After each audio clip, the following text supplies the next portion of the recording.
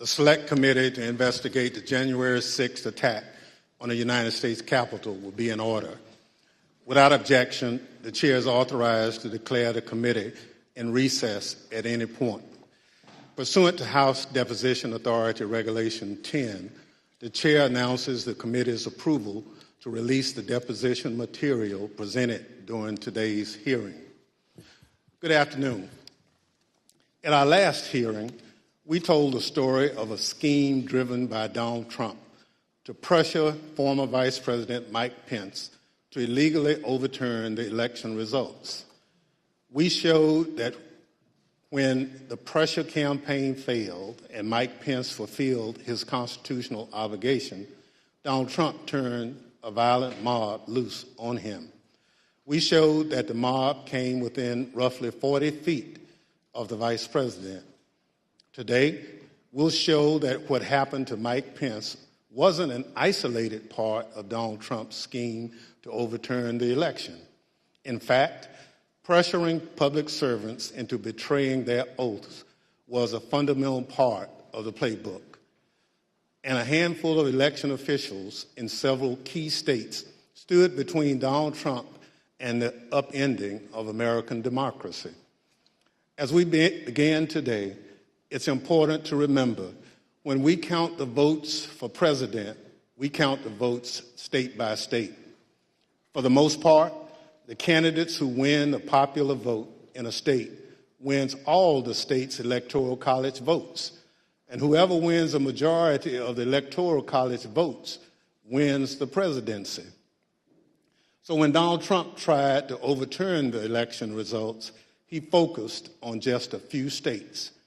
He wanted officials at the local and state level to say the vote was tainted by widespread fraud and throw out the results, even though, as we showed last week, there wasn't any voter fraud that could have overturned the election results. And like Mike Pence, these public servants wouldn't go along with Donald Trump's scheme. And when they wouldn't embrace the big lie and substitute the will of the voters with Donald Trump's will to remain in power, Donald Trump worked to ensure they faced the consequences. Threats to people's livelihood and lives. Threats of violence that Donald Trump knew about and amplified. And in our other hearings, we can't just look backward at what happened in late 2020 and in the early 2021 because the danger hadn't gone away. Our democracy endured a mighty test on January 6th and in the days before. We say our institutions held. But what does that really mean? Democratic institutions aren't abstractions or ideas. They are local officials who oversee elections, secretaries of state, people in whom we placed our trust that they'll carry out their duties. But what if they don't? 2 weeks ago, New Mexico held its primary elections. One county commission refused to certify the results, citing vague, unsupported claims dealing with Dominion voting machines.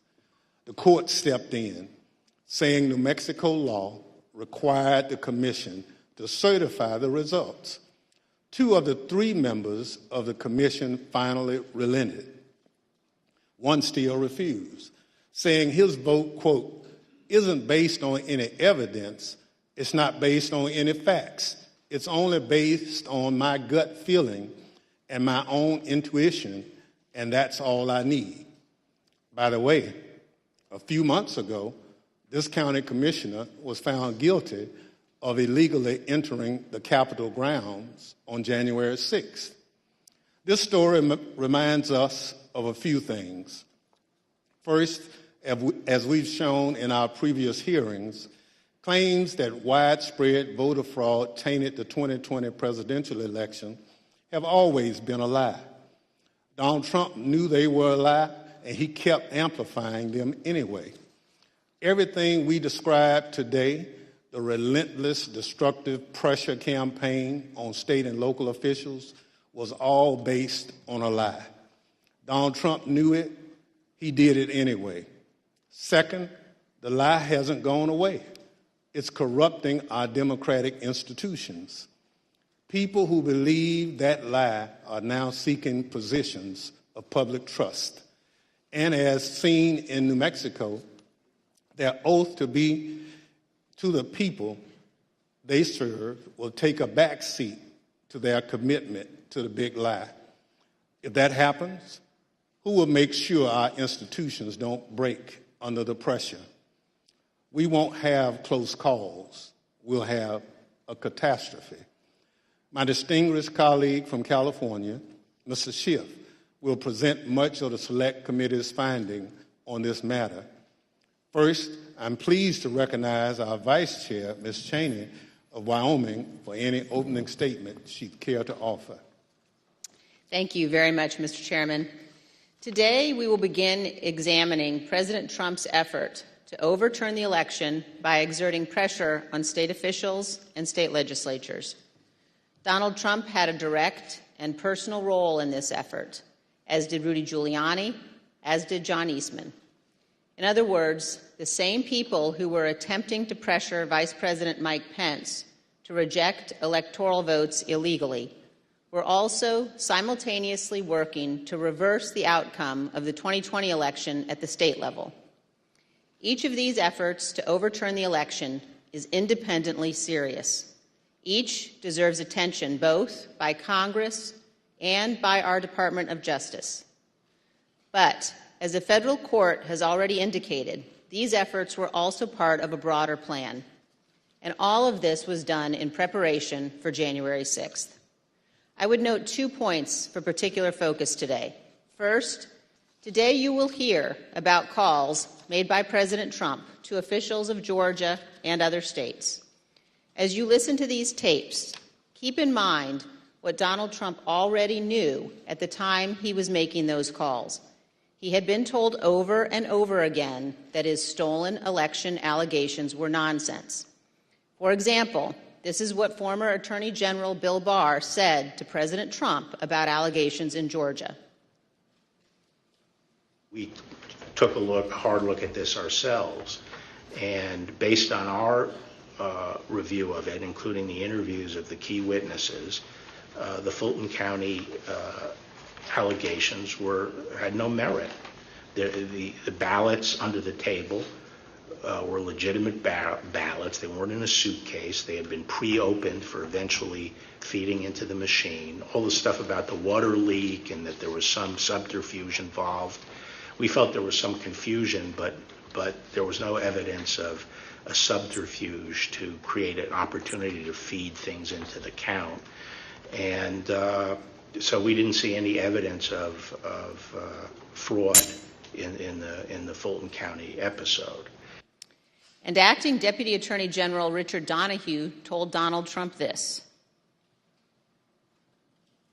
And I said something to the effect of, sir, we've done dozens of investigations, hundreds of interviews. The major allegations are not supported by the evidence developed. Mr. Trump was told by his own advisors that he had no basis for his stolen election claims.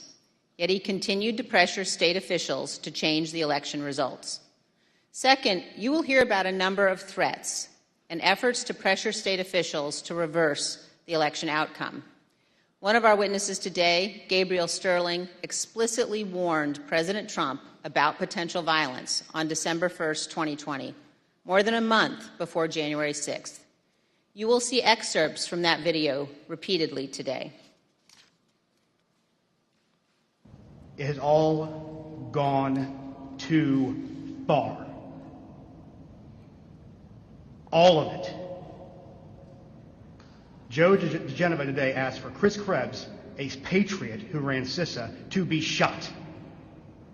A 20-something tech in Gwinnett County today has death threats and a noose put out saying he should be hung for treason because he was transferring a report on batches from an EMS to a county computer so he could read it.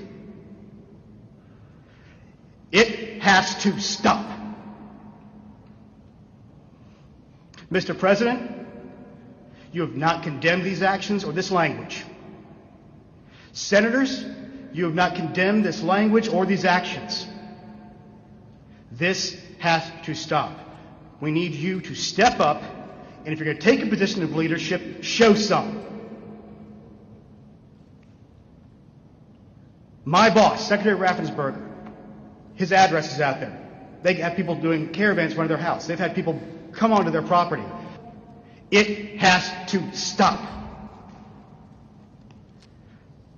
This is elections. This is the backbone of democracy, and all of you who have not said a damn word are complicit in this. The point is this: Donald Trump did not care about the threats of violence. He did not condemn them. He made no effort to stop them. He went forward with his fake allegations anyway. One more point. I would urge all of those watching today to focus on the evidence the committee will present. Don't be distracted by politics. This is serious.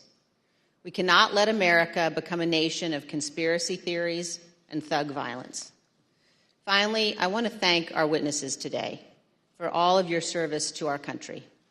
Today, all of America will hear about the selfless actions of these men and women who acted honorably to uphold the law, protect our freedom, and preserve our Constitution. Today, Mr. Chairman, we will all see an example of what truly makes America great. Thank you, Mr. Chairman. I yield back. Without objection, the chair recognizes the gentleman from California, Mr. Schiff, for an opening statement. Thank you, Mr. Chairman and Madam Vice Chair. On November 3rd, 2020, Donald Trump ran for re-election to the office of the presidency, and he lost. His opponent, Joe Biden, finished ahead in the key battleground states of Arizona, Michigan, Wisconsin, Pennsylvania, Georgia, and elsewhere. Nevertheless, and for the first time in history, the losing presidential candidate fought to hold on to power. As we have seen in previous hearings, he did so through a variety of means.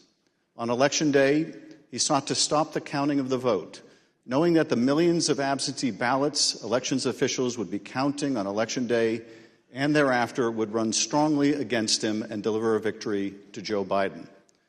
Next, and when he could not stop the counting, he tried to stop state legislatures and governors from certifying the results of the election. He went to court and filed dozens of frivolous lawsuits, making unsubstantiated claims of fraud. When that too failed, he mounted a pressure campaign directed at individual state legislators to try to get them to go back into session and either declare him the winner, decertify Joe Biden as the winner, or send two slates of electors to Congress, one for Biden and one for him, and pressure Vice President Pence to choose him as the winner. But the state legislatures wouldn't go along with this scheme, and neither would the vice president. None of the legislatures agreed to go back into special session and declare him the winner. No legitimate state authority in the states Donald Trump lost would agree to appoint fake Trump electors and send them to Congress. But this didn't stop the Trump campaign either.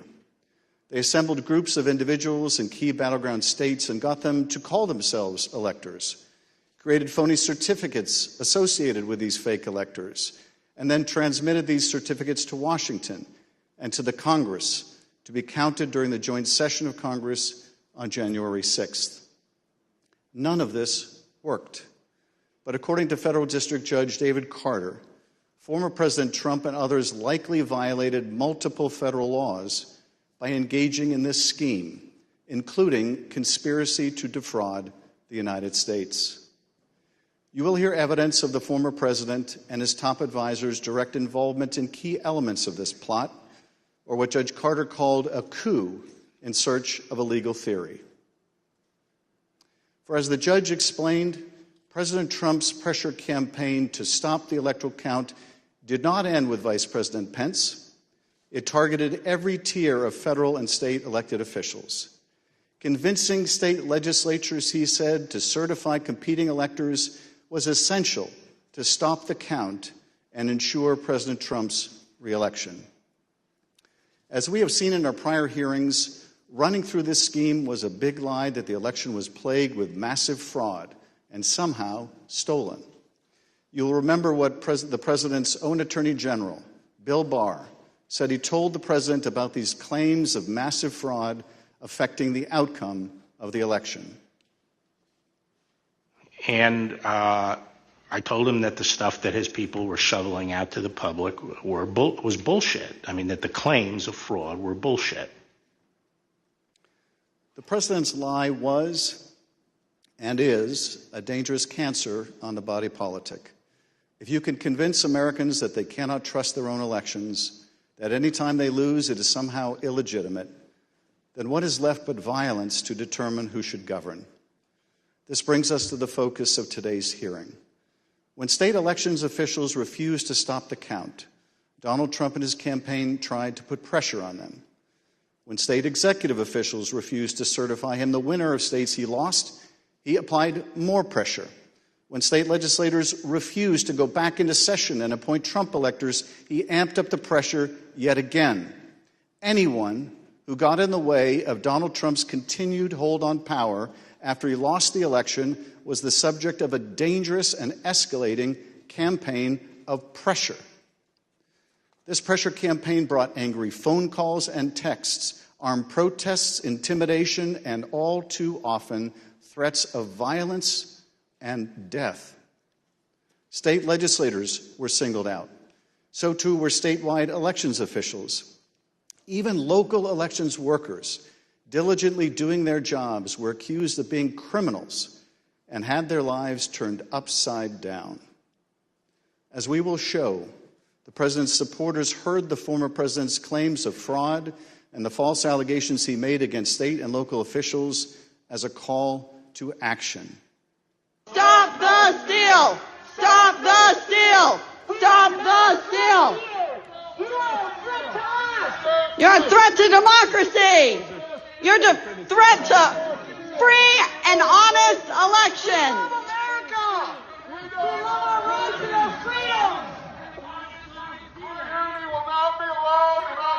You're a tyrant, you're a felon, and you must turn yourself in to the authorities immediately! And then about 45 minutes later, we started to hear the noises outside my home, and my stomach sunk, and I thought, it's me. And then it's just, we don't know what's going to, I mean, the uncertainty of that was what was the fear. Like, are they coming with guns? Are they going to attack my house? I'm in here with my kid, I'm trying to put him to bed. And so it was, that was the scariest moment, just not knowing what was going to happen. This pressure campaign against state and local officials spanned numerous contested states, as you will see in this video produced by the Select Committee. My name is Josh Roselman. I'm an investigative counsel for the House Select Committee to investigate the January 6th attack on the United States Capitol. Beginning in late November 2020, the president and his lawyers started appearing before state legislators, urging them to give their electoral votes to Trump, even though he lost the popular vote. I represent President Trump along with Jenna Ellis, and this is our fourth or fifth hearing. This election has to be turned around because we won Pennsylvania by a lot, and we won all of these swing states by a lot. This was a strategy with both practical and legal elements. The Select Committee has obtained an email from just 2 days after the election in which a Trump campaign lawyer named Cleta Mitchell asked another Trump lawyer, John Eastman, to write a memo justifying the idea. When do you remember this coming up as an option in the post-election period for the first time? Right after the election. It might have been before the election. Eastman prepared a memo attempting to justify this strategy, which was circulated to the Trump White House, Rudy Giuliani's legal team, and state legislators around the country. And he appeared before the Georgia State Legislature to advocate for it publicly. You could also do what the Florida legislature was prepared to do, which is to adopt a slate of electors yourselves. And when you add in the mix of the significant statistical anomalies and sworn affidavits and video evidence of outright election fraud, I don't think it's just your authority to do that, but quite frankly, I think you have a duty to do that, to protect the integrity of the election here in Georgia. But Republican officials in several states released public statements recognizing that President Trump's proposal was unlawful. For instance, Georgia Governor Brian Kemp called the proposal unconstitutional, while Arizona House Speaker Rusty Bowers wrote that the idea would undermine the rule of law. The pressure campaign to get state legislators to go along with this theme intensified when President Trump invited delegations from Michigan and Pennsylvania to the White House. Either you or Speaker Chatfield, did you make the point to the president that you were not going to do anything that violated Michigan law? I believe we did. Whether or not it was those exact words or not, but I think that the words that I would have more likely used is we were going to follow the law. Nevertheless, the pressure continued. The next day, President Trump tweeted, quote, "Hopefully the courts and/or legislatures will have the courage to do what has to be done to maintain the integrity of our elections and the United States of America itself. The world is watching." He posted multiple messages on Facebook listing the contact information for state officials and urging his supporters to contact them to, quote, "demand a vote on decertification."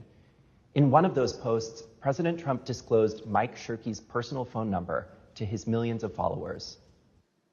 All I remember is receiving over just shy of 4,000 text messages over a short period of time, calling to take action. It was a loud noise, loud, consistent cadence of, we heard that the Trump folks are calling and asking for changes in the electors, and you guys can do this. Well, they were believing things that were untrue. These efforts also involved targeted outreach to state legislators. Hi, Representative. My name is Angela McCallum. I'm calling from Trump campaign headquarters in Washington, D.C. You do have the power to reclaim your authority and send a slate of electors that will support President Trump and Vice President Pence. From President Trump's lawyers and from Trump himself. And I've become friendly with legislators that I didn't know 4 weeks ago. Another legislator, Pennsylvania House Speaker Brian Cutler, received daily voicemails from Trump's lawyers in the last week of November.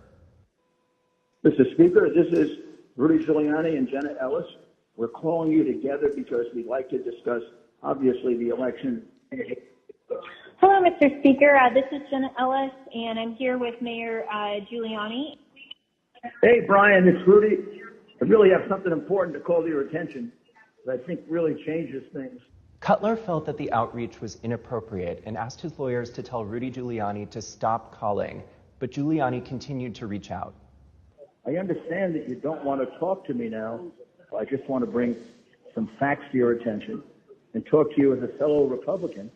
On December 30th, Trump ally Steve Bannon announced a protest at Cutler's home. We're getting on the road and we're going down to Cutler. We're going to start going to offices, and if we have to, we're going to go to homes, and we're going to let them know what we think about them. There were multiple protests. I actually don't remember the exact number. There was at least 3, I think. Outside either my district office or my home. And you're correct, my son, my then 15-year-old son, was home by himself for the first one. All of my personal information was doxed online. It was my personal email, my personal cell phone, my home phone number. In fact, we had to disconnect our home phone for about 3 days because it would ring all hours of the night and would fill up with messages. Brian Cutler, we're outside. Clerks facing felony charges in Michigan. Poll watchers denied access in Pennsylvania. These ads were another element in the effort. The Trump campaign spent millions of dollars running ads online and on television. The evidence is overwhelming. Call your governor and legislators. Demand they inspect the machines and hear the evidence. Public pressure on state officials often grew dangerous in the lead up to January 6th. Let us in! Let us in! Let us in! Let us in! Special session! Special session! Special session! We'll light the whole shit on fire. What are we going to do? What can you and I do to a state legislator besides kill him? Although we should not do that. I'm not advising that, but I mean, what else can you do, right? The punishment for treason is death. The state pressure campaign and the danger it posed to state officials and the state capitals around the nation was a dangerous precursor to the violence we saw on January 6th at the U.S. Capitol. Today you will hear from Rusty Bowers, the Republican Speaker of the Arizona House of Representatives. He will tell us about his conversations with the President, with Rudy Giuliani and John Eastman, and what the President's team asked of him, and how his oath of office would not permit it. You will then hear from Brad Raffensperger, the Republican Secretary of State of Georgia, who Trump directed to, quote, find 11,780 votes that did not exist, but just the exact number of votes needed to overtake Joe Biden. You will also hear from Gabriel Sterling, the chief operating officer, his chief operating officer, about the spurious claims of fraud in the elections in Georgia, and who, responding to a cascading set of threats to his elections team, warned the president to stop, that someone was going to get killed. And you will hear from Wandrea Shea Moss, a former local elections worker in Fulton County, Georgia, about how all of the lies about the election impacted the lives of real people who administer our elections and still do. You will hear what they experienced when the most powerful man in the world, the President of the United States, sought to cling to power after being voted out of office by the American people. The system held, but barely. And the system held because people of courage, Republicans and Democrats, like the witnesses you will hear today, put their oath to the country and Constitution above any other consideration. They did their jobs, as we must do ours. Thank you, Mr. Chairman, and I yield back. I now welcome our first panel of witnesses. We're joined today by a distinguished legislator from Arizona, Rusty Bowers, who's a Republican Speaker of the Arizona House of Representatives. Mr. Bowers was first elected to the state legislature in 1993 and has served as Speaker since 2019. Welcome, Speaker Bowers. Brad Raffensperger is the 29th Secretary of State of Georgia, serving in this role since 2019. As an elected official and a Republican, Secretary Raffensperger is responsible for supervising elections in Georgia and maintaining the state's public records. Welcome, Mr. Secretary. Gabriel Sterling is the Chief Operating Officer in the Georgia Secretary of State's office. Mr. Sterling was the statewide voting systems implementation manager for the 2020 election in Georgia, responsible for leading the Secretary of State's response to the COVID pandemic and rolling out modernized voting equipment. I will swear in our witnesses. The witnesses will please stand and raise their right hand. Do you swear or affirm on the penalty of perjury that the testimony you're about to give is the truth, the whole truth, and nothing but the truth, so help you God? Thank you. Please be seated. Let the record reflect that the witnesses answered in the affirmative. Speaker Bowers, thank you for being with us today. You're the Speaker of the Arizona House and a self-described conservative Republican. You campaigned for President Trump and with him during the 2020 election. Is it fair to say that you wanted Donald Trump to win a second term in office? Please. Yes, sir. Thank you. And is it your understanding that President Biden was the winner of the popular vote in Arizona in 2020? Yes, sir. Thank you. Pursuant to Section 5C8 of House Resolution 503, the chair recognizes the gentleman from California, Mr. Schiff, for questions. Speaker Bowers, thank you for being with us today. Before we begin with the questions that I had prepared for you, I wanted to ask you about a statement that former President Trump issued, which I received just prior to the hearing. Have you had a chance to review that statement? My counsel called from Arizona and read it to me. Yes, sir. In that statement, I won't read it in its entirety. Former President Trump begins by calling you a rhino, Republican in name only. He then references a conversation in November 2020 in which he claims that you told him that the election was rigged and that he had won Arizona. To quote the former president, during the conversation, He told me the election was rigged and that I won Arizona, unquote. Did you have such a conversation with the president? I did have a conversation with the president. That certainly isn't it, but there were parts of it that are true, but there are parts that are not, sir. And the part that I read you, is that false? Anywhere, anyone, anytime has said that I said the election was rigged, that would not be true. And when the former president in his statement today claimed that you told him that he won Arizona, is that also false? That is also false. Mr. Bowers, I understand that after the election, and I don't know whether this is the conversation the former president is referring to, but after the election you received a phone call from President Trump and Rudy Giuliani in which they discussed the result of the presidential election in Arizona. If you would, tell us about that call and whether the former president or Mr. Giuliani raised allegations of election fraud.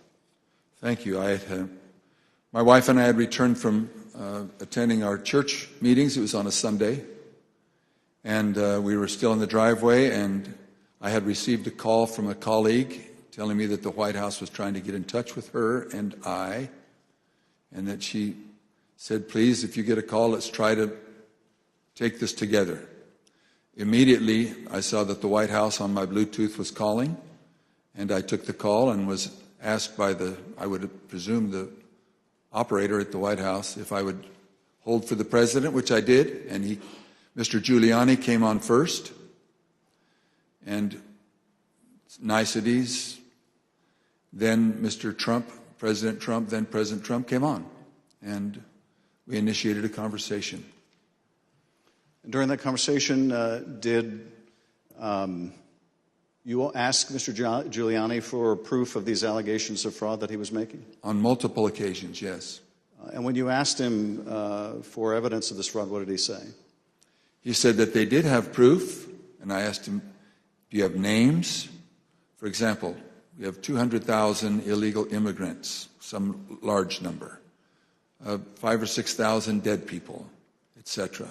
And I said, do you have their names? Yes. Will you give them to me? Yes.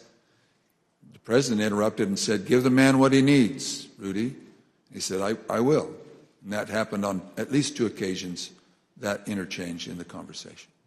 So Mr. Giuliani was claiming in the call that there were hundreds of thousands of undocumented people and thousands of dead people who had purportedly voted in the election?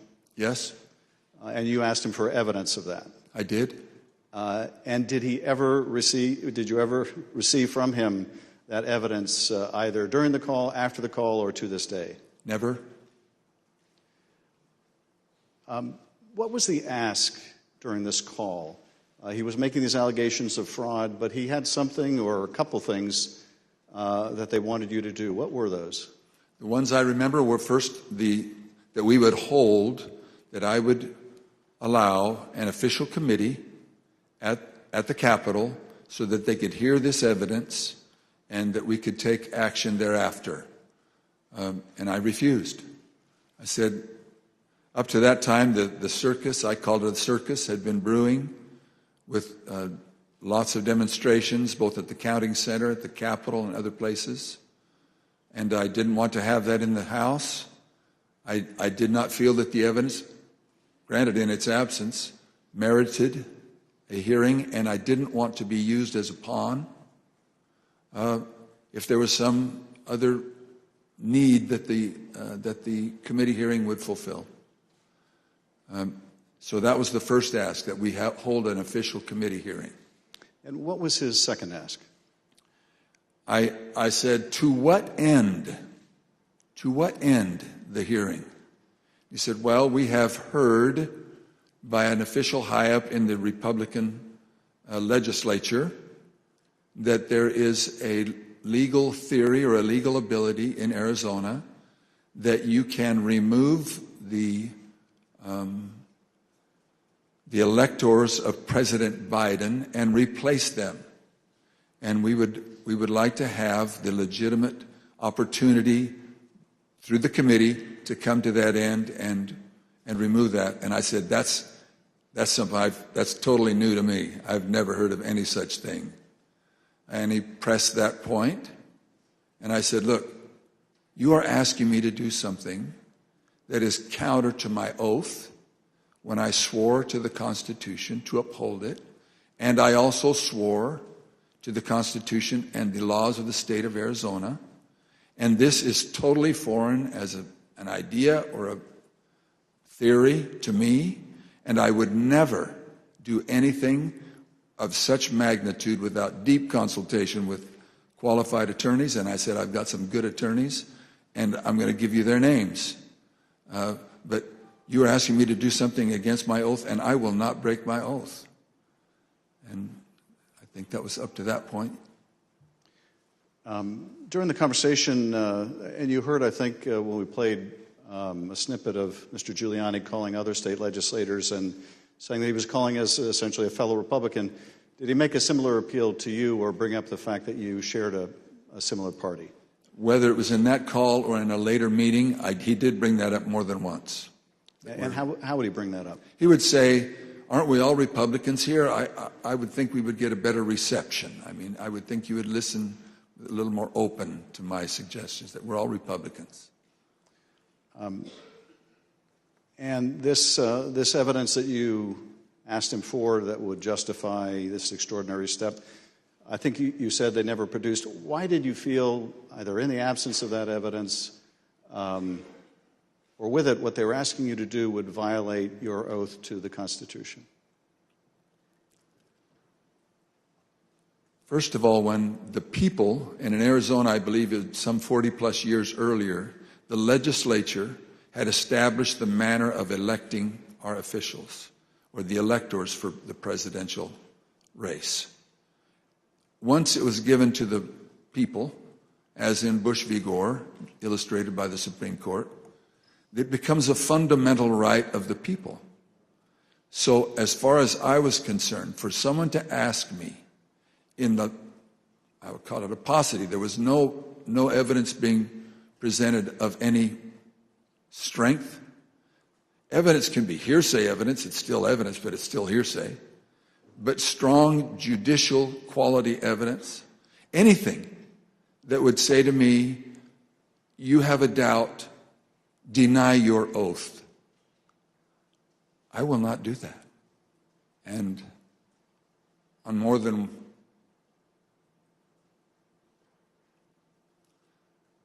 one occasion throughout all this, that has been brought up, and it is a tenet of my faith that the Constitution is divinely inspired of my most basic foundational beliefs. And so for me to do that because somebody just asked me to is foreign to my very being. I will not do it. During that conversation, Speaker Bowers, did you ask him if what he was proposing had ever been done before? I did. And what did he say? He said, well, I'm not familiar with Arizona law or any other laws, but I don't think so. And that also was brought up in other conversations, both with him and with John Eastman and others. Speaker Bowers, I understand that a week after that call, Mr. Giuliani appeared with others associated with President Trump's effort to overturn the result of the election at a purported legislative hearing in a hotel ballroom in Phoenix. Was this an official hearing of the state legislature? It was not. And why was it not a real or official hearing of the legislature? A legislator can hold a group meeting. You can call it a hearing. But when they ask me to have an official hearing, we establish it by protocols, public notice, etc. It's typically held at the Capitol, but it doesn't need to be. We can authorize a hearing off campus. And in this case, I had been asked on several occasions to allow a hearing. I had denied it, but said, you're free to hold a meeting, any meeting you want, to the person who asked, and which he ultimately did. I think he was a little frustrated, but he ultimately did. This meeting was the same day, I believe, that the governor of Arizona, Doug Ducey, certified Biden as the winner of the presidential election in Arizona. Did you meet with Mr. Giuliani and his associates while they were in Phoenix sometime after that purported legislative hearing at the hotel? Yes, I did, sir. And at that meeting, did Mr. Giuliani raise any specific allegations of election fraud again? His initial comments were, again, the litany of groups of illegal individuals or people deceased, etc. And he had brought that up. And I wasn't alone in that meeting. There were others, and other members of the Senate aggressively questioned him. And then I proceeded to question him on the proof that he was going to bring me, etc. But he did bring those up, yes. And these other legislators were also Republican members of the Senate? They were, yes, sir. And did they also press him for proof of these allegations? They pressed him very strongly. Two of them especially, very strongly. And at some point, did Mr. Giuliani ask one of the other attorneys on his team to help him out with the evidence? He did. He asked Jenna Ellis, who was sitting to his right. One thing was that it was more to the point of, was there sufficient evidence or action that we could justify the recalling of the electors? But at that part of the conversation, I know he referred to someone else. But he did ask, do we have the proof, to Jenna, Miss Ellis? And she said, yes. And I said, I want the names. Do you have the names? Yes. Do you have how they voted? We have all the information. I said, can you get to me that information? Did you bring it with you? She said, no. Both Mr. Giuliani asked her and I asked generally if they'd brought it with them. She said, no, it's not with me, but we can get it to you. And I said, then you didn't bring me the evidence, which was repeated in different iterations for some period of time. At some point, did one of them make a comment that they didn't have evidence, but they had a lot of theories? That was Mr. Giuliani. And what exactly did he say, and how did that come up? My recollection, he said, we've got lots of theories, we just don't have the evidence. And I don't know if that was a gaffe, or maybe he didn't think through what he said, but both myself and others in my group, the three in my group and my council, both remembered that specifically, and afterwards we kind of laughed about it. And getting back to the ask in that phone call that preceded this meeting, he wanted you to have the legislature dismiss the Biden electors and replace them with Trump electors on the basis of these theories of fraud? He did not say it in those exact words, but he did say that Arizona law, according to what he understood, that would be allowed, and that we needed to come into session to take care of that, which initiated a discussion about, again, what I can legally and not legally do, and I can't go into session in Arizona unilaterally or on my sole prerogative. In this meeting or at any other later time, did anyone provide you with evidence of election fraud sufficient to affect the outcome of the presidential election in Arizona? No one provided me ever such evidence. The Select Committee has uncovered evidence in the course of our investigation that at Stop the Steal protests at state capitals across the country, there were individuals with ties to the groups or parties involved in the January 6th attack on the U.S. Capitol. One of those incursions took place in the Arizona House of Representatives building, as you can see in this footage.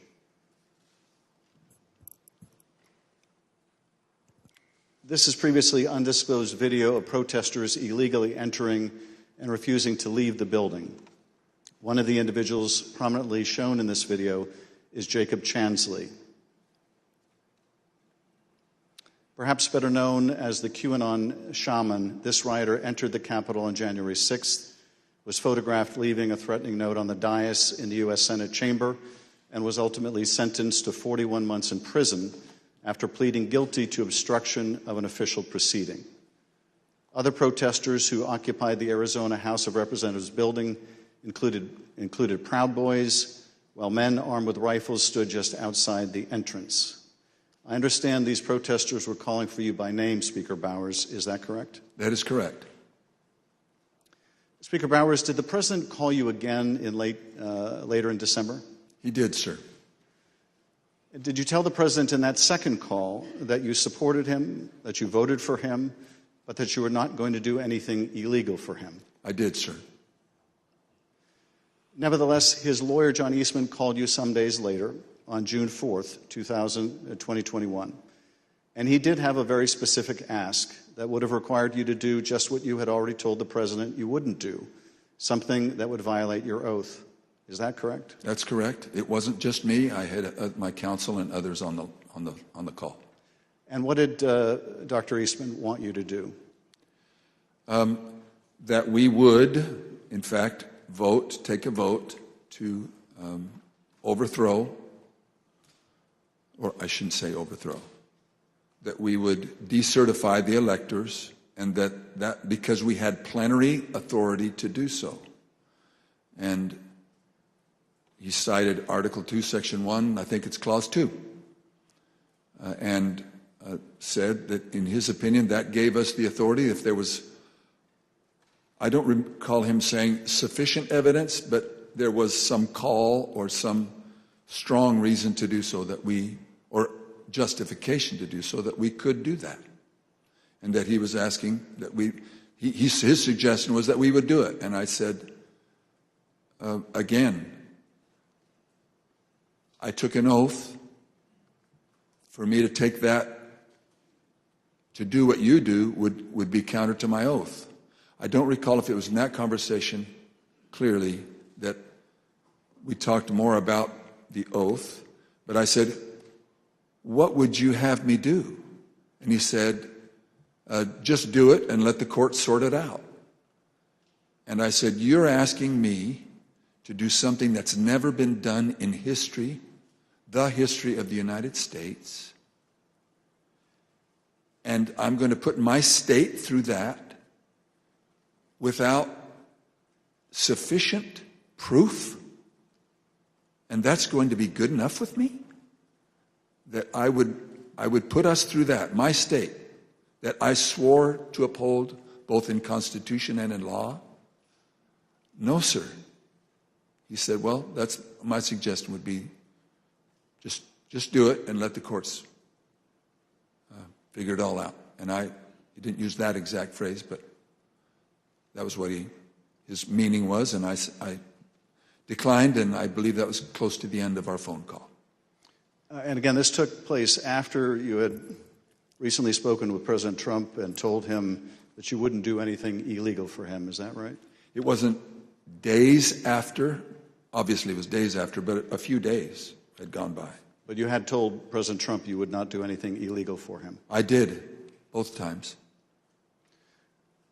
And you told Dr. Eastman that you did not believe there was legal support to justify what he was asking, but he still wanted you to do it and effectively let the courts work it out? I've been warned, don't say things you think, maybe he said.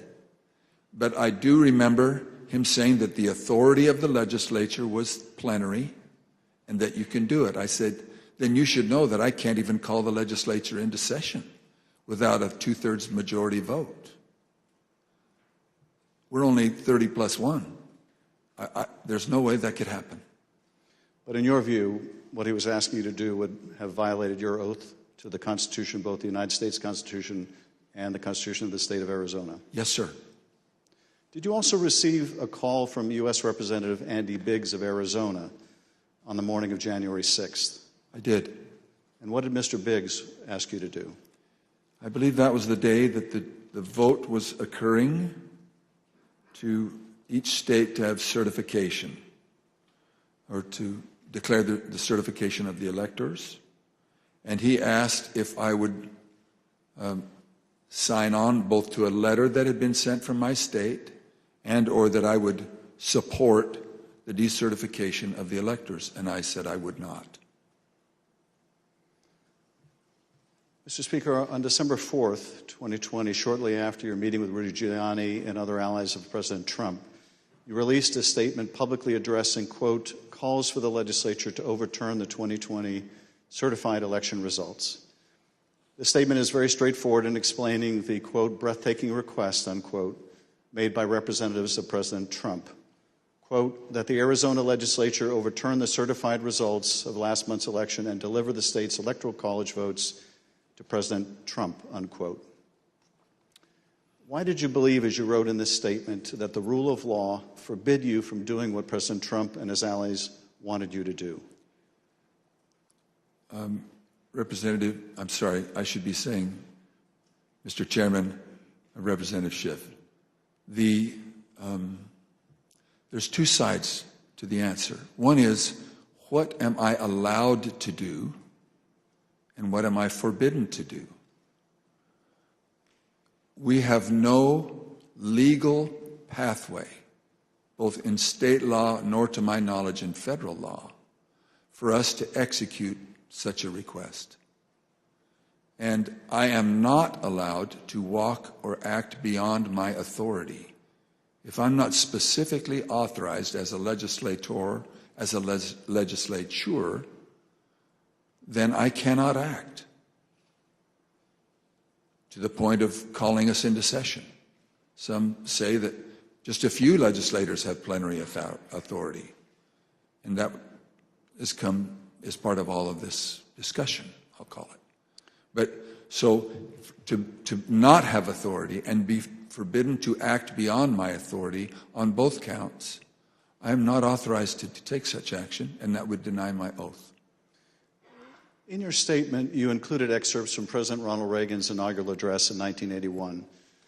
The newly inaugurated president told the country, quote, the orderly transfer of authority as called for in the Constitution routinely takes place as it has for almost 2 centuries, and few of us stop to think how unique we really are. In the eyes of many in the world, this every 4-year ceremony we accept as normal is nothing less than a miracle. Tell us, if you would, Mr. Speaker, why did you include President Reagan's words in your public statement? Mr. Chairman, Representative Schiff, because I have a lot of admiration for Ronald Reagan. I've had the opportunity of going through his home with one other person and walking through, and I have a lot of admiration for him.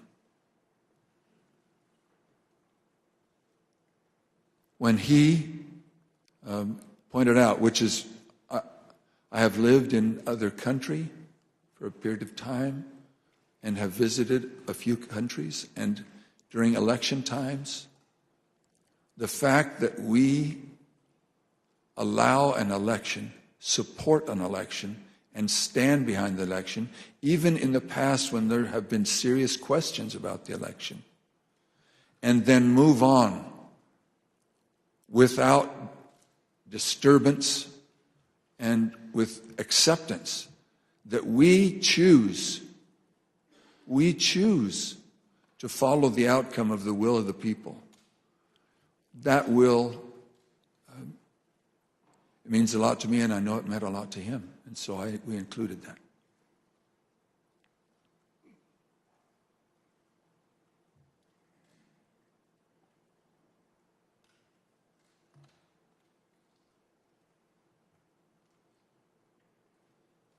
Thank you, Speaker Bowers. I now want to look even more deeply at the fake electors scheme. Every 4 years, citizens from all over the United States go to the polls to elect their president. Under our Constitution, when we cast our votes for president, we are actually voting to send electors pledged to our preferred candidate to the Electoral College. In December, the electors in each state meet, cast their votes, and send those votes to Washington. There is only one legitimate slate of electors from each state. On the 6th day of January, Congress meets in a joint session to count those votes, and the winner of the Electoral College vote becomes the president. In this next segment, you'll hear how President Trump and his campaign were directly involved in advancing and coordinating the plot to replace legitimate Biden electors with fake electors not chosen by the voters. You'll hear how this campaign convinced these fake electors to cast and submit their votes through fake certificates, telling them that their votes would only be used in the event that President Trump won his legal challenges. Yet when the president lost those legal challenges, when courts rejected them as frivolous and without merit, the fake elector scheme continued. At this point, President Trump's own lawyers, so-called Team Normal, walked away rather than participate in the plan. And his own White House counsel's office said that the plan was not legally sound. Let's play the following video produced by the Select Committee. My name is Casey Lucier. I'm an investigative counsel for the House Select Committee to investigate the January 6th attack on the United States Capitol. On November 18th, a lawyer working with the Trump campaign named Kenneth Cheeseborough wrote a memo arguing that the Trump campaign should organize its own electors in the swing states that President Trump had lost. The Select Committee received testimony that those close to President Trump began planning to organize fake electors for Trump in states that Biden won in the weeks after the election. Who do you remember being involved in those early discussions around the Thanksgiving time regarding having alternate electors meet? Mr. Giuliani, several of Mr. Giuliani's associates, Mr. Meadows,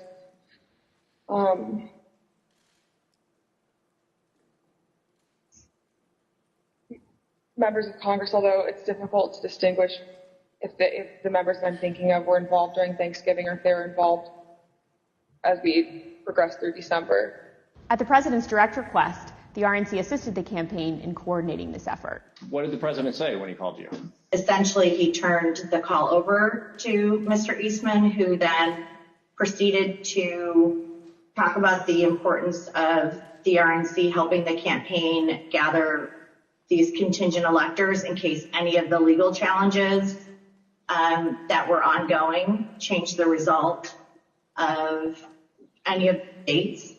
I think more just helping them reach out and assemble them. But my understanding is the campaign did take the lead, and we just were helping them in that role.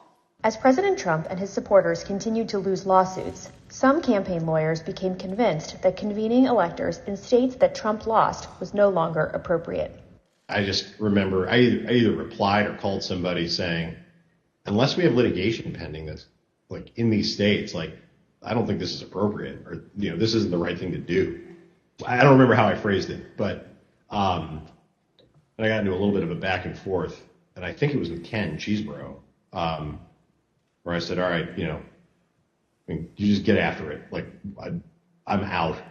At that point, I had Josh Finley email Mr. Chesbrough politely to say, this is your task. You are responsible for the Electoral College issues moving forward. And this was my way of taking that responsibility to zero. The committee learned the White House counsel's office also felt the plan was potentially illegal. And so to be clear, did you hear the White House counsel's office say that this plan to have alternate electors meet and cast votes for Donald Trump in states that he had lost was not legally sound? Yes, sir. And who was present for that meeting that you remember? It was in our office. It was Mr. Meadows, Mr. Giuliani, and a few of Mr. Giuliani's associates. The Select Committee interviewed several of the individual fake electors, as well as Trump campaign staff who helped organize the effort. We were just, kind of useful idiots or rubes at that point. A strong part of me really feels that it's just kind of as the road continued and as that was failure, that got formulated as what do we have on the table? Let's just do it. And now, after what we've told you today about the Select Committee's investigation about the conclusion of the professional lawyers on the campaign staff, Justin Clark, Matt Morgan, and Josh Finley, about their unwillingness to participate in the convening of these electors, how does that contribute to your understanding of these issues? I'm angry. I'm angry because I think in a sense, no one really cared if people were potentially putting themselves in jeopardy. Would you have not wanted to participate in this any further as well? I absolutely would not have. Had I known that the three main lawyers for the campaign that I'd spoken to in the past and were leading up were not on board, Yeah. I was told that these would only count if a court ruled in our favor. So that would have been using our electors. It would have been using our electors in ways that we weren't told about, and we wouldn't have supported. Documents obtained by the Select Committee indicate that instructions were given to the electors in several states that they needed to cast their ballots in complete secrecy. Because this scheme involved fake electors, those participating in certain states had no way to comply with state election laws, like where the electors were supposed to meet. One group of fake electors even considered hiding overnight to ensure that they could access the state capitol, as required in Michigan. Did Mr. Norton say who he was working with at all on this effort to have electors meet? He said he was working with the president's campaign. He told me that the Michigan Republican electors were planning to meet in the Capitol and hide overnight so that they could fulfill the role of casting their vote in per law in the Michigan chambers. And I told him in no uncertain terms that that was insane and inappropriate. In one state, the fake electors even asked for a promise that the campaign would pay their legal fees if they got sued or charged with a crime. Ultimately, fake electors did meet on December 14, 2020, in Arizona, Georgia, Michigan, Pennsylvania, New Mexico, Nevada, and Wisconsin. At the request of the Trump campaign, the electors from these battleground states signed documents falsely asserting that they were the, quote, duly elected electors from their state, and submitted them to the National Archives and to Vice President Pence in his capacity as President of the Senate. Here is what some of the fake elector certificates look like as compared to the real ones. But these ballots had no legal effect. In an email produced to the Select Committee, Dr. Eastman told a Trump campaign representative that it did not matter that the electors had not been approved by a state authority. Quote, the fact that we have multiple slates of electors demonstrates the uncertainty of either. That should be enough. He urged that Pence act boldly and be challenged. Documents produced to the Select Committee show that the Trump campaign took steps to ensure that the physical copies of the fake electors' electoral votes from 2 states were delivered to Washington for January 6th. Text messages exchanged between Republican Party officials in Wisconsin show that on January 4th, the Trump campaign asked for someone to fly their fake electors' documents to Washington. A staffer for Wisconsin Senator Ron Johnson texted a staffer for Vice President Pence just minutes before the beginning of the joint session. This staffer stated that Senator Johnson wished to hand-deliver to the Vice President the fake electors' votes from Michigan and Wisconsin. The Vice President's aide unambiguously instructed them not to deliver the fake votes to the Vice President.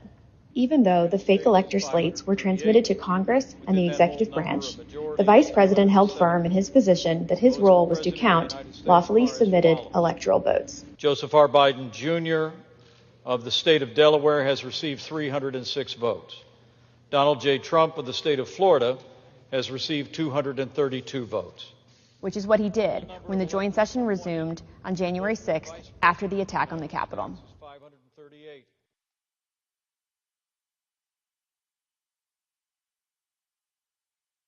What we just heard in that video was an aide to the White House Chief of Staff telling this committee that the White House counsel's office felt that this fake electors plan was not legally sound.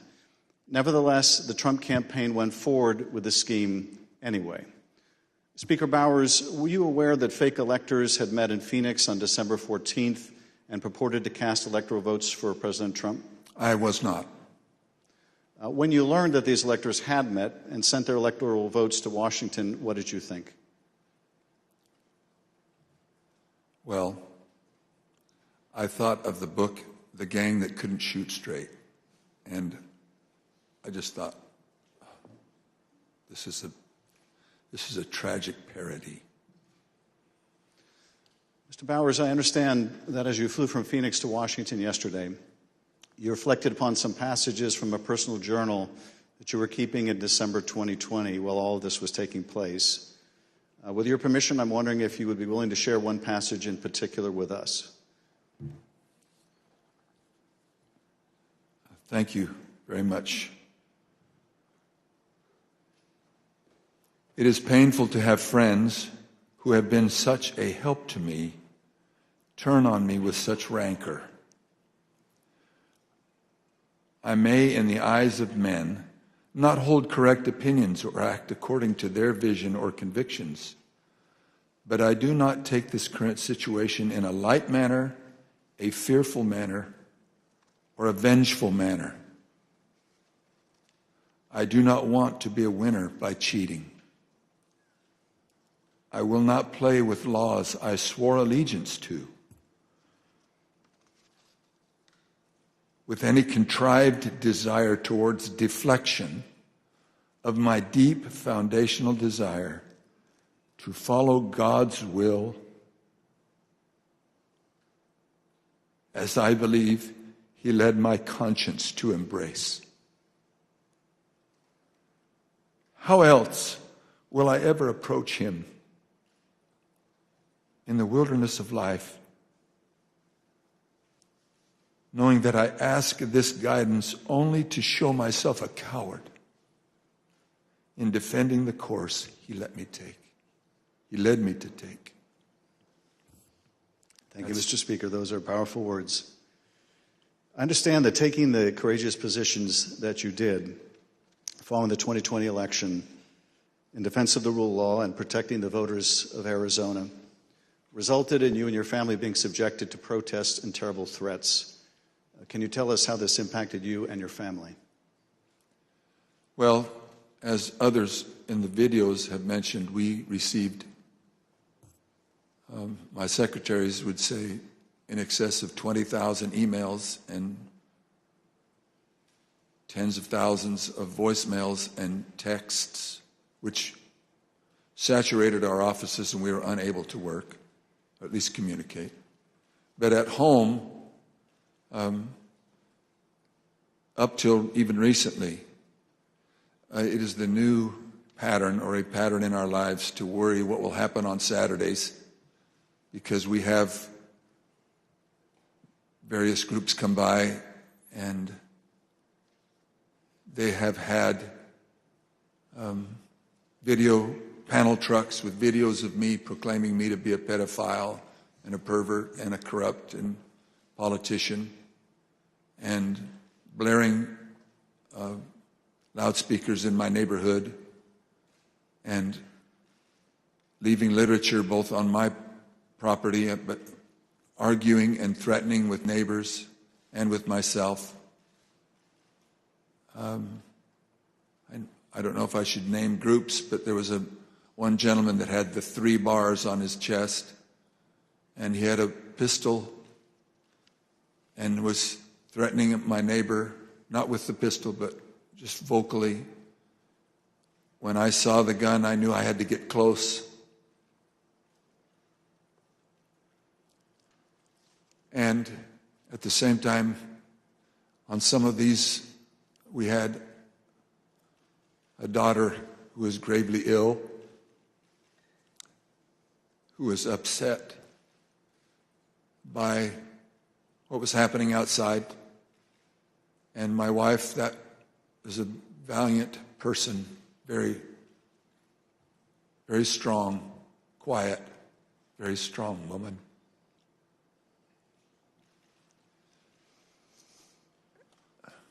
So it was disturbing. It was disturbing. Mr. Speaker, I want to thank you for your service to the state of Arizona and to the country. Mr. Chairman, at this point, I think it would be appropriate to take a short recess. Accordingly, I reserve the balance of my time.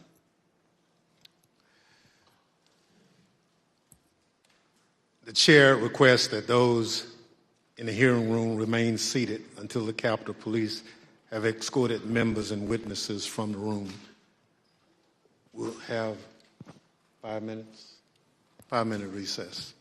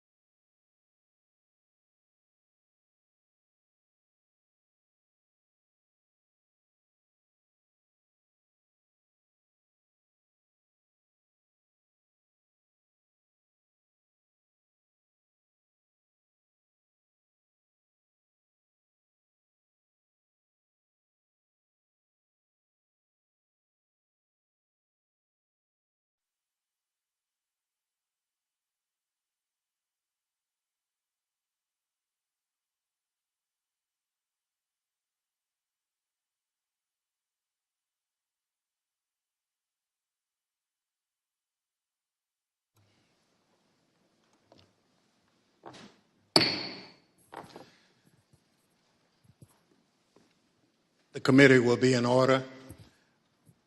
President Trump's pressure campaign against state officials existed in all the key battleground states that he lost. But the former president had a particular obsession with Georgia.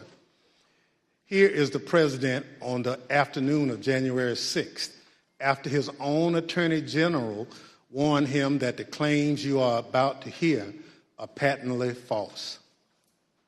They should find those votes. They should absolutely find that. Just over 11,000 votes, that's all we need. They defrauded us out of a win in Georgia, and we're not going to forget it.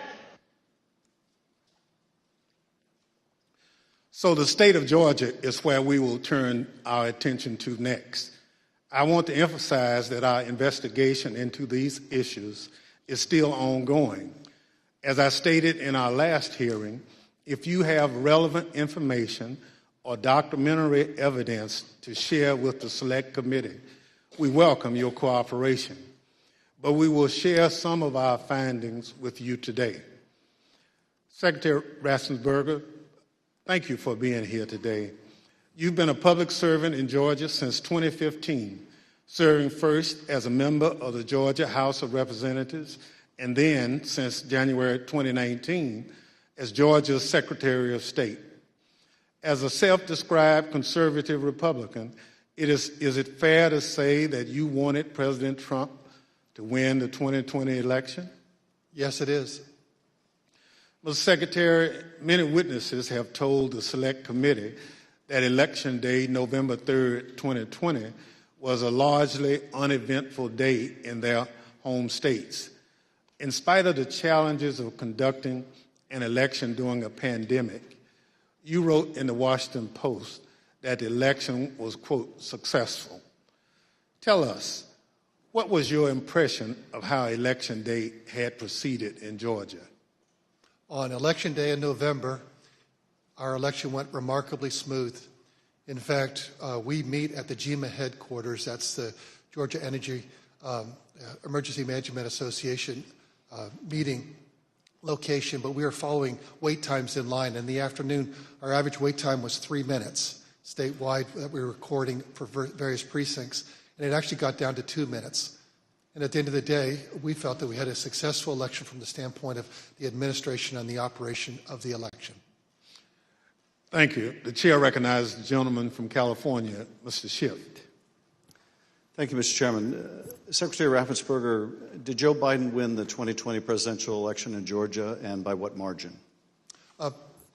President Biden carried the state of Georgia by approximately 12,000 votes. And Mr. Secretary, as I understand it, your office took several steps to ensure the accuracy of the vote count in Georgia, reviewing the vote count in at least 3 different ways. These steps included a machine recount, a forensic audit, and a full hand recount of every one of the 5 million ballots cast. Did these efforts, including a recount of literally every ballot cast in the state of Georgia, confirm the result? Yes, they did. We counted the ballots where the first tabulation would be scanned. Then when we did our 100% hand audit of the all 5 million ballots in the state of Georgia, all cast in place, all absentee ballots, they were all hand recounted, and they came remarkably close to the first count. And then upon the election being certified, President Trump, because he was within 0.5%, could ask for a recount. And then we recounted him again through the scanners, and we got remarkably the same count. 3 counts, all remarkably close, which showed that President Trump did come up short. Nevertheless, as you will see, the president and his allies began making numerous false allegations of voter fraud, false allegations that you and Mr. Sterling, among others, had to address. Mr. Sterling, thank you also for being here today. Following the 2020 election, in addition to your normal duties, I understand that you became a spokesperson to try to combat disinformation about the election and the danger it was creating for elections officials, among others. In a December 1 press conference, you addressed some of your remarks directly to President Trump. Let's take a look at what you said that day. Mr. President, it looks like you likely lost the state of Georgia. We're investigating. There's always a possibility. I get it, and you have the rights to go through the courts. What you don't have the ability to do, and you need to step up and say this, is stop inspiring people to commit potential acts of violence. Someone's going to get hurt, someone's going to get shot, someone's going to get killed. And it's not right. It's not right. Mr. Sterling, what prompted you to make these remarks? Mr. Schiff, we had a previously scheduled press conference that day, as we were in the habit of doing, trying to be as transparent as we could about the election and the counts going on. A little after lunch that day, lunchtime, I received a call from the project manager from Dominion Voting Systems, who was audibly shaken. She's not the kind of person I would assume would be that way. She has a master's from MIT, a graduate of the Naval Academy, and is very much on the ball and pretty unflappable. And she informed me about a young contractor they had who had been receiving threats from a video had been posted by some QAnon supporters. And at that point, we had been steeping in this kind of stuff, so it was around us all the time, so I didn't take note of it more than adding to the pile of other stuff we were having to deal with. And I did pull up Twitter, and I scrolled through it, and I saw the young man's name. It was a particular tweet that, for lack of a better word, was a straw that broke the camel's back. Had the young man's name. It was a very unique name. I believe he was a first-generation American. And it said, had his name, "You committed treason. May God have mercy on your soul," with a slowly twisting gif of a noose. And for lack of a better word, I lost it. I just got irate. My boss was with me at the time, the Deputy Secretary, Jordan Fuchs, and she could tell that I was angry. I tend to turn red from here up when that happens, and that happened at that time. And she called Secretary Raffensperger to say, "We're seeing these kind of threats, and Gabe thinks we need to say something about it." And the Secretary said yes, and that's what prompted me to do what I did. I lost my temper, but it seemed necessary at the time because it was just getting worse. And I could not tell you why that particular one was the one that put me over the edge, but it did. Now, after you made this plea to the president, did Donald Trump urge his supporters to avoid the use of violence? Not to my knowledge. Now, as we know, the president was aware of your speech because he tweeted about it later that day. Let's take a look at what the president said. In the tweet, Donald Trump claims that there was, quote, massive voter fraud in Georgia. Mr. Sterling, that was just plain false, wasn't it? Yes, sir. Nevertheless, the very next day, on December 2nd, President Trump released a lengthy video again making false claims of election fraud in Georgia. Let's take a look at what he said this time. They found thousands and thousands of votes that were out of whack, all against me. In fact, the day after Donald Trump released that video, so now we're talking just 2 days after the emotional warning that you gave that someone's going to get killed, representatives of President Trump appeared in Georgia, including Rudy Giuliani, and launched a new conspiracy theory that would take on a life of its own and threaten the lives of several innocent election workers. This story falsely alleges that sometime during election night, election workers at the State Farm Arena in Atlanta, Georgia, kicked out poll observers. After the observers left, the story goes, these workers pulled so-called suitcases of ballots from under a table and ran those ballots through counting machines multiple times. Completely without evidence, President Trump and his allies claimed that these suitcases contained as many as 18,000 ballots, all for Joe Biden. None of this was true. But Rudy Giuliani appeared before the Georgia State Senate and played a surveillance video from State Farm Arena, falsely claiming that it showed this conspiracy taking place. Here's a sample of what Mr. Giuliani had to say during that hearing. And when you look at what you saw on the video, which to me was a smoking gun, powerful smoking gun, well, I don't have to be a genius to figure out what happened. And I don't have to be a genius to figure out that those votes are not legitimate votes. You don't put legitimate votes under a table. No. Wait until you throw the opposition out, and in the middle of the night, count them. We would have to be fools to think that. President Trump's campaign amplified Giuliani's false testimony in a tweet, pushing out the video footage. Giuliani likewise pushed out his testimony on social media. As you can see in this tweet, Mr. Giuliani wrote that it was, quote, now beyond doubt, unquote, that Fulton County Democrats had stolen the election. Later in this hearing, we'll hear directly from one of the election workers in this video about the effect these lies had on her and on her family. Mr. Sterling, did the investigators in your office review the entire surveillance tape from the State Farm Arena on election night? They actually reviewed approximately 48 hours going over the time period where action was taking place at the counting center at State Farm Arena. And what did the tape actually show? Depending on which time you want to start, because as was mentioned, this conspiracy theory took on a life of its own, where they conflated a water main break that wasn't a water main break and throwing observers out and a series of other things. What it actually showed was Fulton County election workers engaging in normal ballot processing. One of the things that was very frustrating was the so-called suitcases of ballots from under the table. If you watch the entirety of the video, you saw that these were election workers who were under the impression they were going to get to go home around 10:30. People are putting on their coats. They're putting ballots that are prepared to be scanned into ballot carriers that are then sealed with tamper-proof seals so that they're not messed with. It's an interesting thing because you watch there's 4 screens of the video, and as you're watching it, you can see the election monitors in the corner with the press as they're taking these ballot carriers and putting them under the table. You see it there. One of the other hidden ones, if you looked at the actual tape, was on the outside of the table, just from the camera angle. You couldn't see it originally. And this goes under the no good deed goes unpunished. We were told, we were at GEMA, as the secretary pointed out, and we were told that it looked like they were shutting down the Fulton County counting. The secretary expressed some displeasure at that because we wanted to everybody keep counting so we could get to the results and know what was happening. So our elections director called their elections director, who was at another location because this was election day. There was 2 different places where ballot things were being done by the Fulton County office. So he called the elections director of Fulton, then called Ralph Jones, who was at the State Farm Arena, and said, "What the heck are you doing? Go ahead and stay." And as you watch the video itself, you see him take the phone call as people are putting things away and getting ready to leave.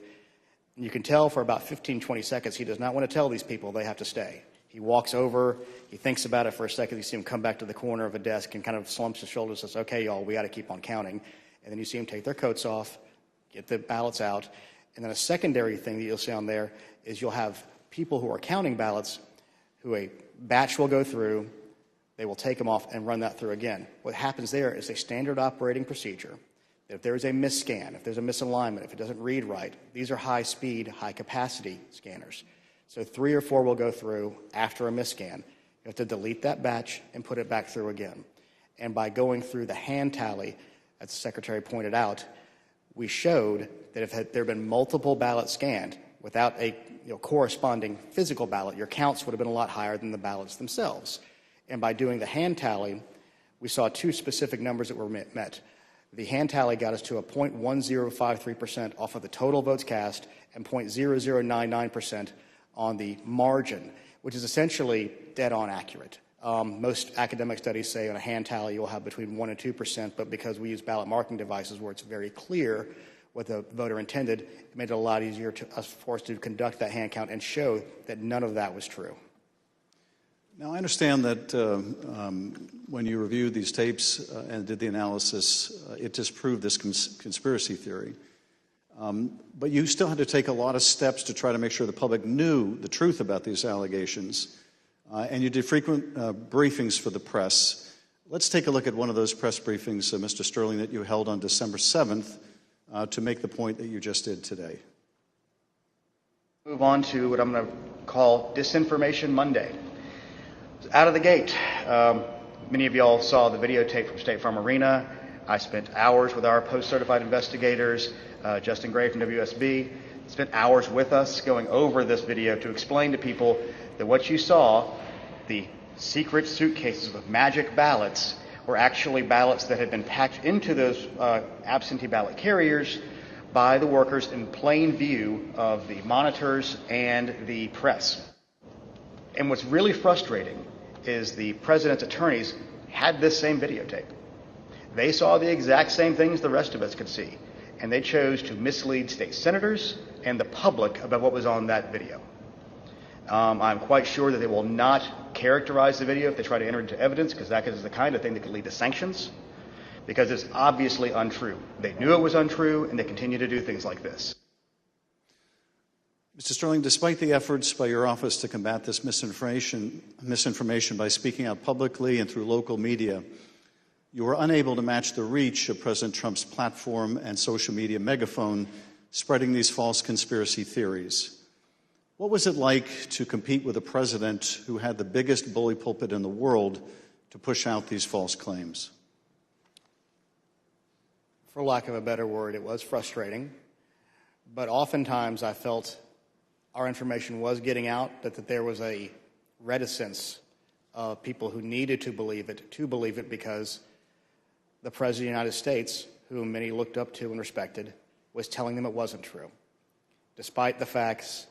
And I characterized at one point it was kind of like a shovel trying to empty the ocean. And yes, it was frustrating. I even have family members who I had to argue with about some of these things, and I would show them things. And the problem you have is you're getting to people's hearts. I remember there's one specific, an attorney that we know that we showed and walked him through.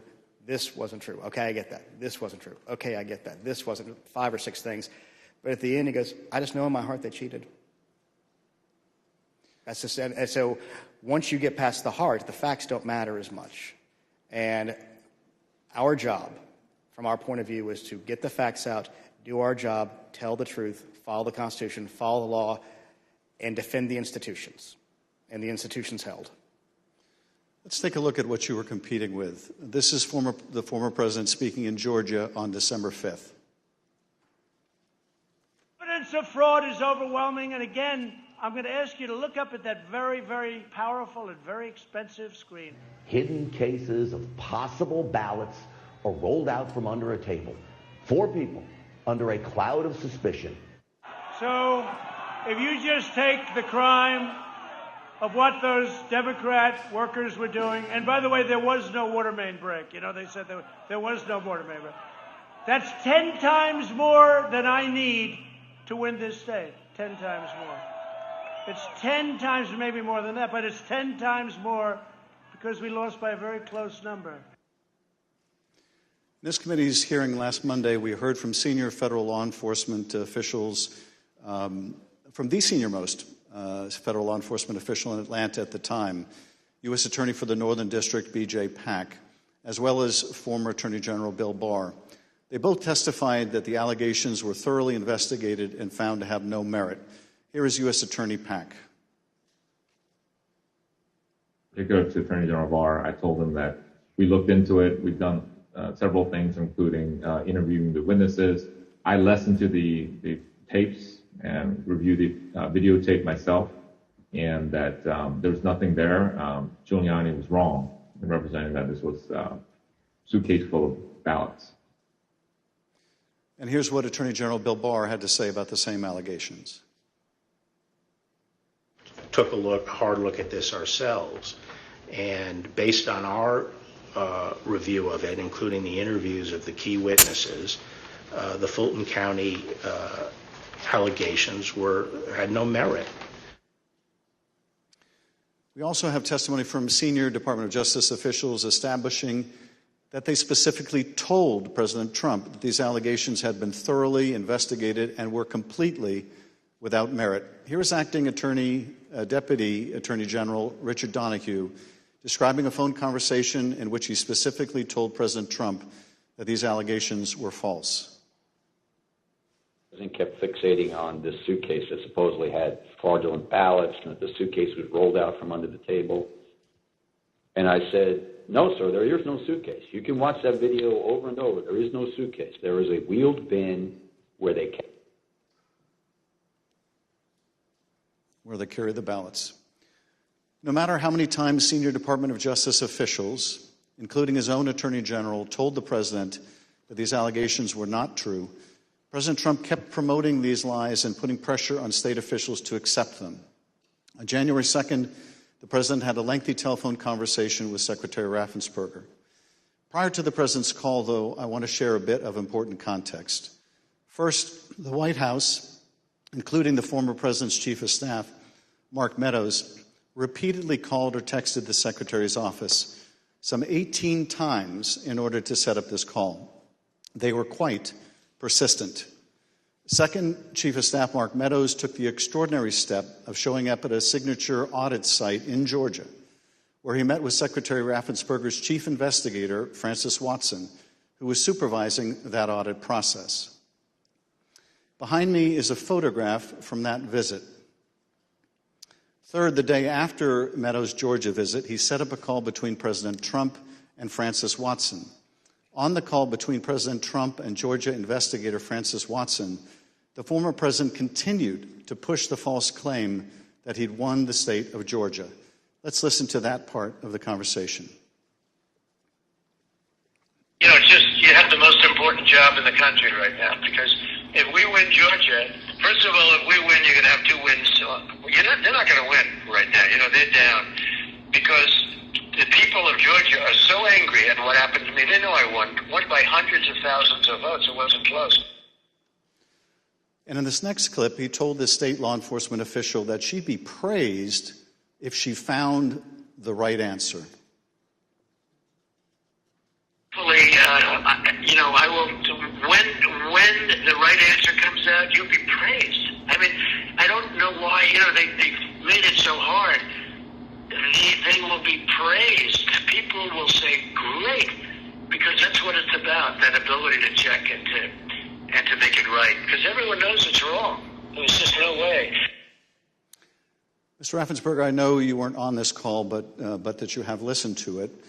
President Trump didn't win by hundreds of thousands of votes in Georgia, did he?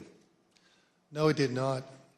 I've been traveling through the state of Georgia for a year now, and simply put, in a nutshell, what happened in fall of 2020 is that 28,000 Georgians skipped the presidential race, and yet they voted down ballot in other races. And the Republican congressmen ended up getting 33,000 more votes than President Trump, and that's why President Trump came up short. Thank you, Mr. Secretary. The President on this call doesn't stop here. Let's listen to another part of the conversation between President Trump and Ms. Watson. Anyway, but whatever you can do, Francis, it would be, it's a great thing. It's an important thing for the country. So important. You have no idea it's so important. Well, and I very much appreciate it. Whatever you can do, Francis. This is the President of the United States calling an investigator looking into the election in which he is a candidate and asking her to do whatever you can do. Mr. Secretary, he placed this call to your chief investigator on September 23rd, 2020.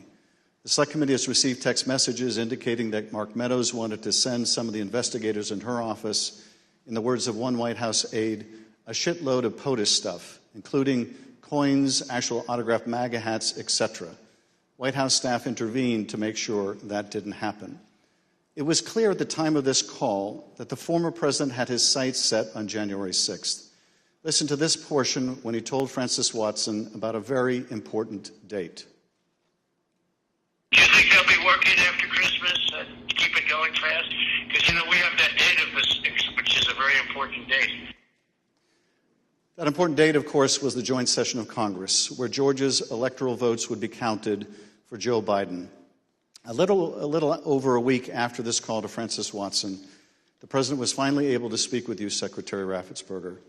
Bear in mind, as we discuss this call today, that by this point in time, early January, the election in Georgia had already been certified. But perhaps more important, the President of the United States had already been told repeatedly by his own top Justice Department officials that the claims he was about to make to you about massive fraud in Georgia were completely false. Mr. Secretary, the call between you and the President lasted 67 minutes, over an hour. We obviously can't listen to the entire recording here today, although it is available on the Select Committee's website. But we'll listen to selected excerpts of it now so that we can get your insights. Let's begin with the President raising the thoroughly debunked allegations of suitcases of ballots. In an official voter box. They were in what looked to be suitcases or trunks, suitcases, but they weren't in voter boxes.